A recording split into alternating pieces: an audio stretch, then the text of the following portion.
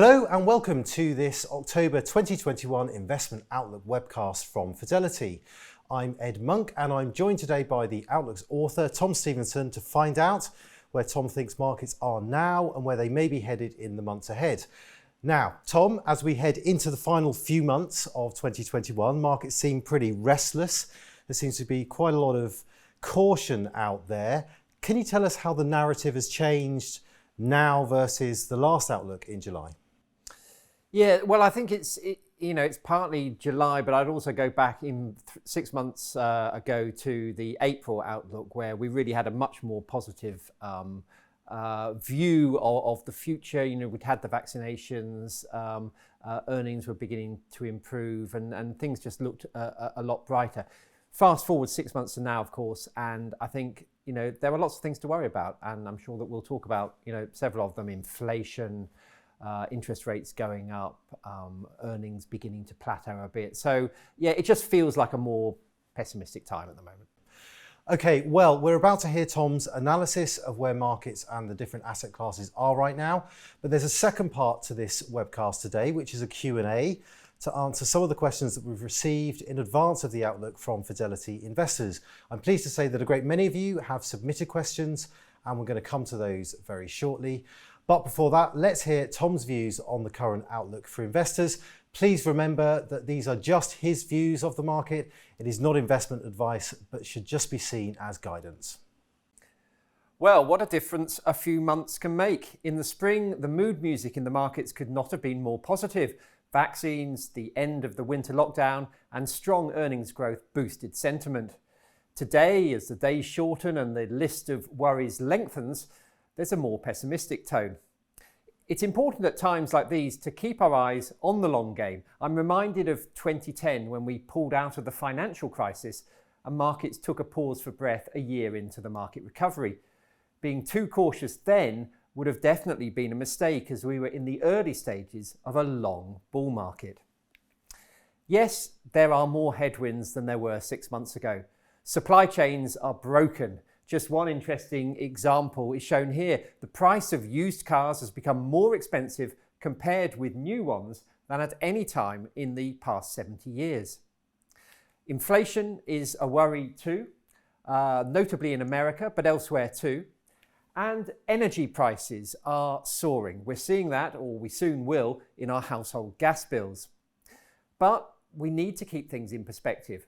Valuations are not excessive, sentiment is not over-exuberant, and the alternatives to the stock market are not obvious. There's always a danger in becoming too pessimistic. In the focus section of this quarter's Outlook, I've picked up a few important themes. Perhaps there'll be some questions on these when we get into the Q&A section of this webcast. The first one is the ongoing debate about investment styles, growth versus value, and in particular, whether technology can continue to lead the pack. The chart here shows why we're talking about this. It shows how dominant the tech sector has become, both in absolute terms and as a weighting within the stock market. In some ways, it is reminiscent of the dot-com bubble period, but it's worth remembering that sectors can dominate markets for decades. The post-war period was dominated by industrial and energy giants, and the age of tech is likely to be with us for many years. Now, that's not quite the same as saying that big tech stocks will continue to be great investments, of course, and I'll be happy to take any questions on that topic too. Of course, one of the big issues for growth stocks, and tech in particular, is what happens with interest rates. These kinds of shares with long growth paths ahead of them become valuable in a low inflation, low interest rate environment because their future profits are eroded less by rising prices. In the jargon, their net present value is greater.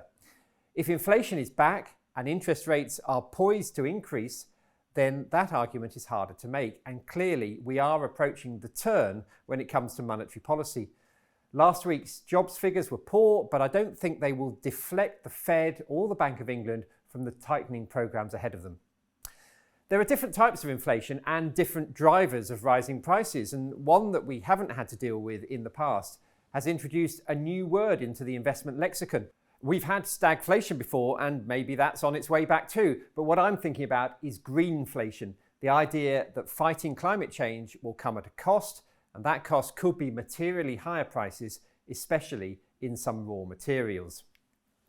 Now, before I move on to the main asset classes and regions, let's just take a quick look at this year's fund picks. The chart here shows the 4 picks I made last December compared with the MSCI World Index, which is the yellow one in the middle. Obviously, 10 months is too soon to draw any meaningful conclusions, but I'm pretty happy with how the picks have turned out this year. 2 of them, the Brown Advisory US Sustainable Growth and the Fidelity Special Situations Funds, have comfortably outpaced the global market. Fidelity UK Select and Stewart Investors Asia Pacific Leaders Sustainability Fund are in line with global shares. Only the Foresight UK Infrastructure Income Fund has lagged, and I'm not so fussed about that because that pick was all about the delivery of a sustainable income, and the fund has done that. Okay, let's turn to the main asset classes now, starting with shares. Now, clearly, shares are not obviously cheap like they were in the wake of the financial crisis and again last spring during the worst of the pandemic. Valuations are higher and profits are too. That leaves less room for error as the list of things to worry about gets longer. But as I mentioned earlier, there's no reason necessarily to expect more than a pause for breath. Goldman Sachs is talking about a fat and flat market from here. That means a lower trajectory with some cyclical swings along the way. But the alternatives look unappealing, with this chart showing that the yield on shares is actually higher than on bonds. Stock picking will probably matter more, but shares feel like the best place to be right now. I'm rather less enthusiastic about bonds. This chart shows one reason. The gap or spread between corporate bond yields and those on government bonds is as tight as it's been in years. In a more challenging environment for company profits, that looks hard to justify. And then consider the risk-free rate itself, the yield on treasury bonds. That too looks very unlikely to fall from here and much more likely to rise in line with the inevitable increase in interest rates over the next few years. Rising yields, as we know, equate to falling prices. The long bond bull market feels like it's over. The other key asset class in the spotlight today is commodities. Here it's a very mixed picture. Very hard to generalize as the different performances in this chart show. Energy prices, as we know, are rising fast. The oil price has soared since the low point of the pandemic. And that's a positive for commodity investors, but it brings negatives in its wake. The dark blue line here shows the iron ore price. After soaring on reopening hopes, iron ore has fallen sharply as the outlook for steel production, in China in particular, has faded. Okay, so if we assume that shares do continue to be the best place for investors to be, how do the different regions compare? Well, let's start with the UK, our home market. This chart I find fascinating. It shows, first of all, the yawning gap between the US, the light blue, and the FTSE 100, the brown. But what's really interesting is the performance over the past 20 years of the FTSE 250, the dark blue line. It's been possible to make good money in the UK market, but only by ignoring the big international stocks in pretty dull sectors. The growth has all been in the mid-cap space. The UK is relatively cheap, but selectivity is key. Make sure you understand what it is you're buying. The market, which has dominated our thinking for years now, has obviously been the US, for good reason. With exposure to the best performing sectors, tech in particular, the US has grown fast, partly by becoming more expensive, but in large part too, driven by rising earnings. The outperformance has been pretty justified by fundamentals. Will it continue? Well, that's the key question. Inflation is a worry, the Fed is poised to tighten, the tech giants are vulnerable to higher interest rates. That said, I would never want to not have an exposure to the world's dominant stock market. It's been a very different story in Japan, a difficult year as the country has bungled its COVID response, staged an unpopular Olympics and fallen out of love with its political leadership. The good news, as indicated in this chart, is that things changed at the end of the summer. A new Prime Minister, a revitalised vaccination programme and improving economic data suggests that Japan's cheap valuations are no longer justified by a weaker outlook. There isn't much value in global stock markets, but Japan is the exception to that rule. Europe used to fall in the same unfairly unloved category as Japan. Not so anymore. It's performed as well as the US recently, and the market's winners have performed extremely well. This is justified in part by a strong economic rebound, as shown here. This makes for an interesting stock-picking environment. The gap between popular and unpopular stocks in valuation terms looks hard to defend and could provide some opportunities, but it also creates risks if you're in the wrong stocks. And finally, risks are also higher in Asia and some emerging markets, and for very different reasons. Chinese capitalism has always been different, and overseas investors are grappling with a more interventionist and unpredictable relationship between government and business.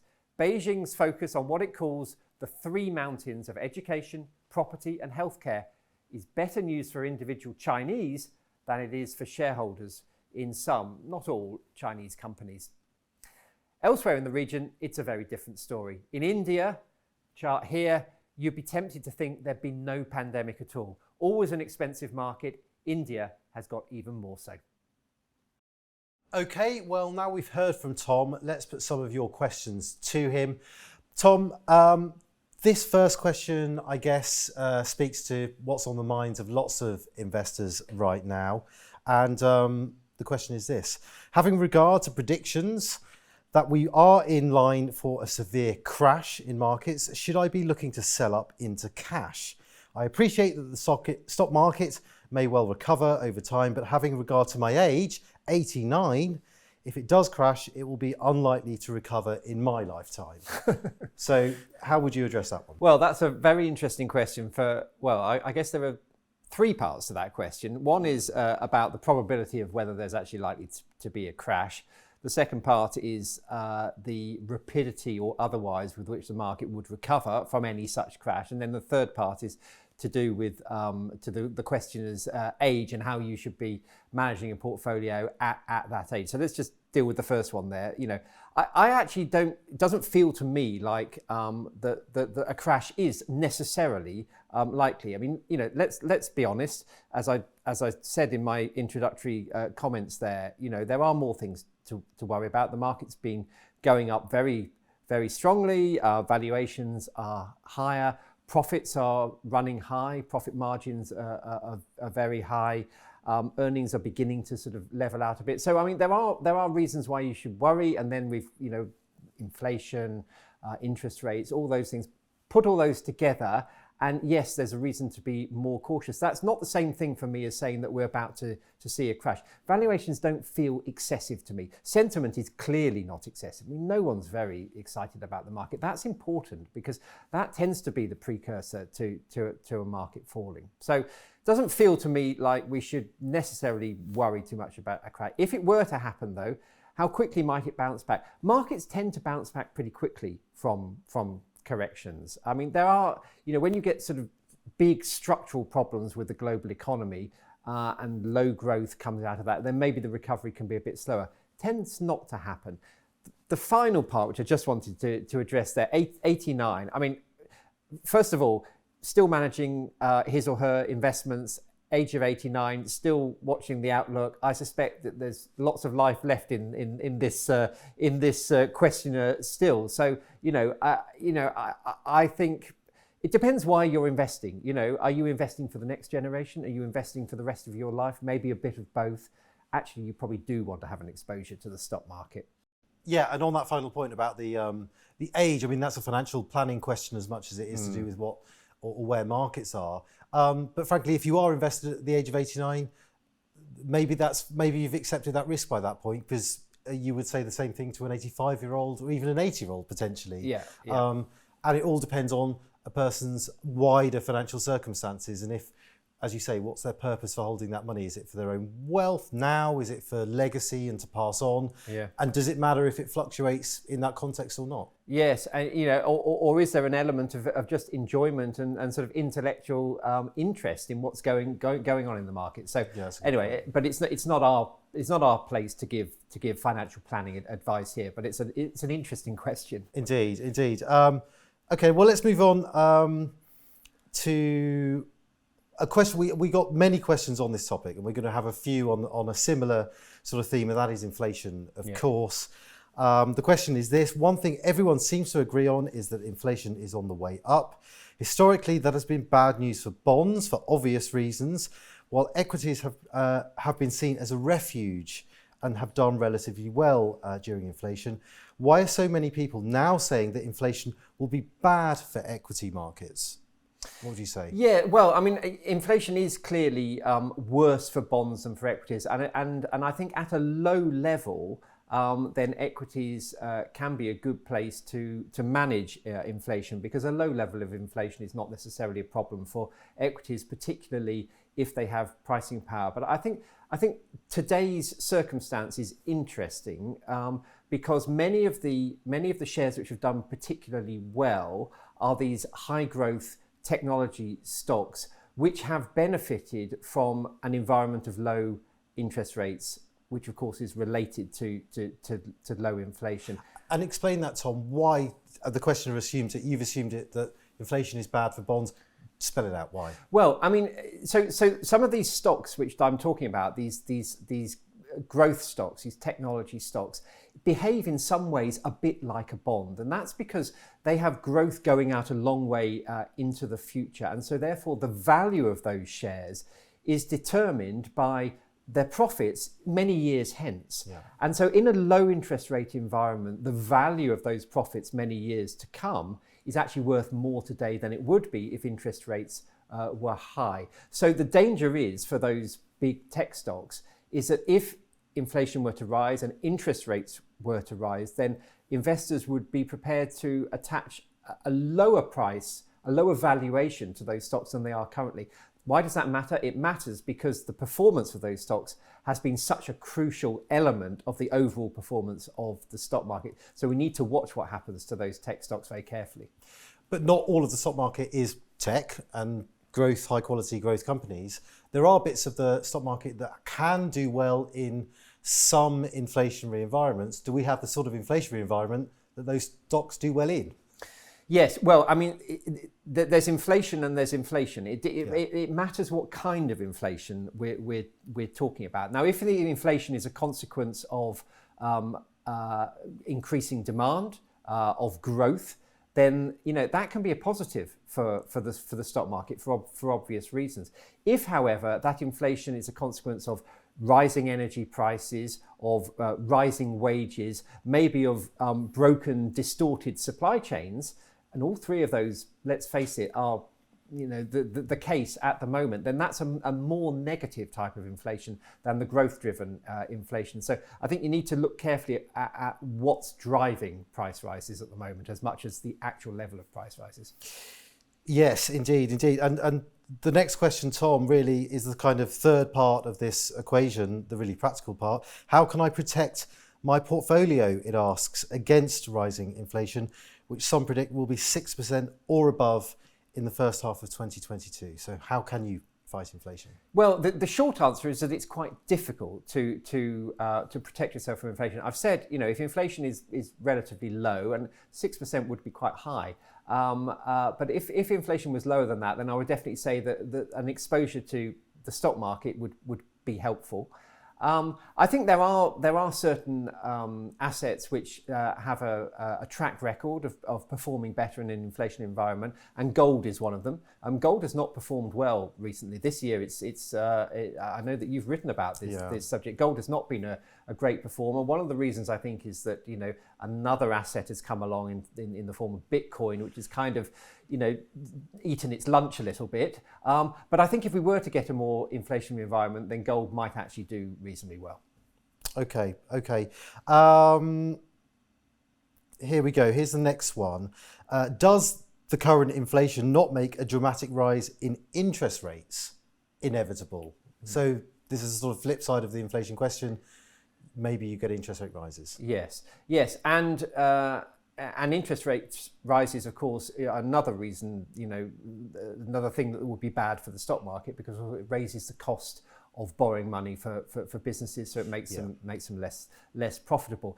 But there is a quick question mark over whether interest rates would necessarily rise in a slightly more inflationary environment. And you have to go back a long way, but if you go back to the period during and after the Second World War, interest rates were held down while inflation was allowed to rise. And that was a deliberate policy measure to stimulate the economy, to encourage growth in the economy. It's entirely possible that we may see interest rates remaining lower than you might assume given the rate of inflation. So yes, there is an equivalence, there is a link between rising inflation and rising interest rates, but it's not necessarily always the same. And we have to remember, I suppose, that only last year we got an interest rate cut at the start of the pandemic as an emergency measure from 0.25% down to 0.1%. Mm-hmm. They're talking about potentially reversing that. We've had noises from the Bank of England, certainly, that they might do that. That might even happen this year. Mm-hmm. That would be a big moment for the market, but that's only reversing that latest emergency cut. That's quite a bit different, isn't it, from saying we're now on a tightening path that's going to gradually ratchet up interest rates in a more significant way. And let's not forget 2017, 2018, when we last had a tightening phase in the US, the Federal Reserve put interest rates up, I think, as far as 2%.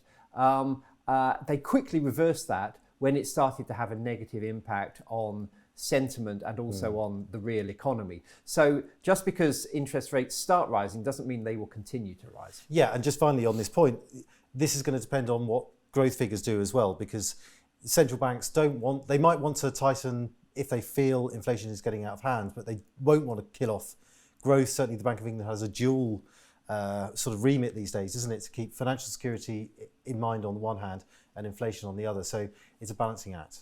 Yeah, absolutely. I mean, the central banks will be cautious. They have been cautious thus far. And they've also taken the view that inflation is more transitory than maybe the rest of the world has taken the view. But maybe they're right. Maybe inflation is more transitory than we think. Okay. Well, let's move on somewhat. Another topic that we've had various questions on, which is China. The first question is this: are you optimistic or pessimistic about China in the next 12 months? After all the turmoil and the government intervention, how I wish I'd got out in January, the questioner says. I bet a few people think that. Yeah, well, the Chinese market has been on the slide since about February. That's true. It's not performed well. There's a lot going on in China. I mean, the fundamentals, the long-term growth story of China remains intact, I think. The country is becoming wealthier. A lot wealthier, second biggest economy in the world, the middle class is growing. So that story hasn't gone away. But what has happened is that we have seen a different side of the authorities, of the government. For 40 years now, they have really been focused on driving growth in China.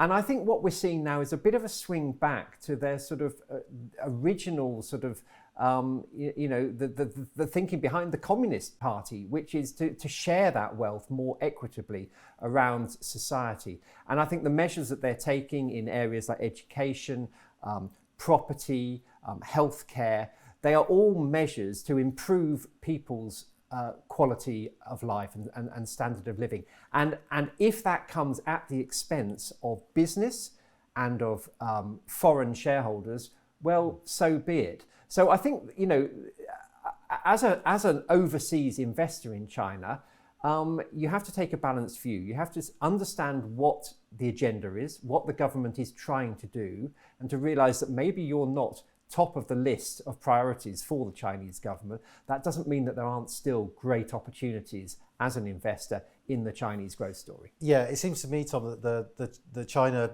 sometimes behaves like a mainstream market and sometimes behaves like a emerging market. This feels a bit more like an emerging market phase for what is still the second biggest economy in the world. And not just that, but Chinese capitalism was always different from Western capitalism. And maybe our mistake was to think that the Chinese just wanted to copy the West. They don't. They have a different worldview.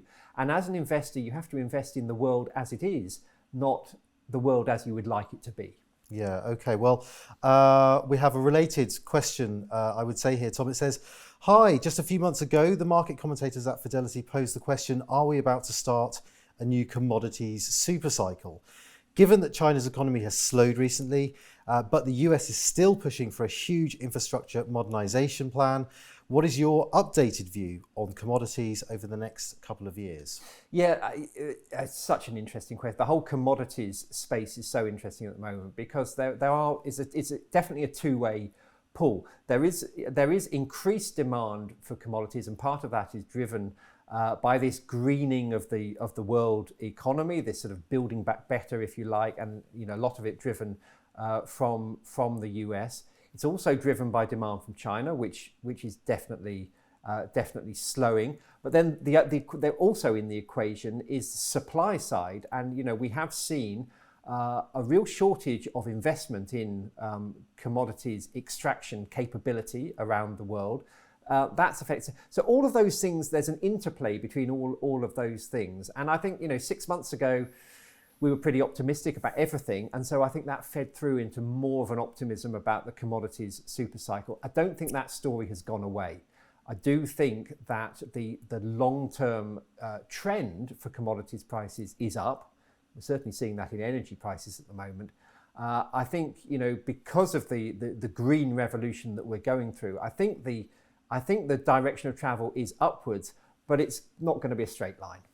And it's another one of those stories that's impacted by this supply issue globally. I mean, that's such a new thing in a way for us to be worrying about. It's very difficult to read how it's going to affect all sorts of markets and economies. Yeah, it's a complete change, Ed, because a few years ago when everyone believed in globalization, pre-pandemic, of course, pre-trade wars between China and the US, it was a kind of simpler world, really, where everything moved around the world very easily. We're not in that world. We're in a more inward-looking protectionist world. That's probably a more inflationary world. Things are going to get more expensive, and that probably includes commodities.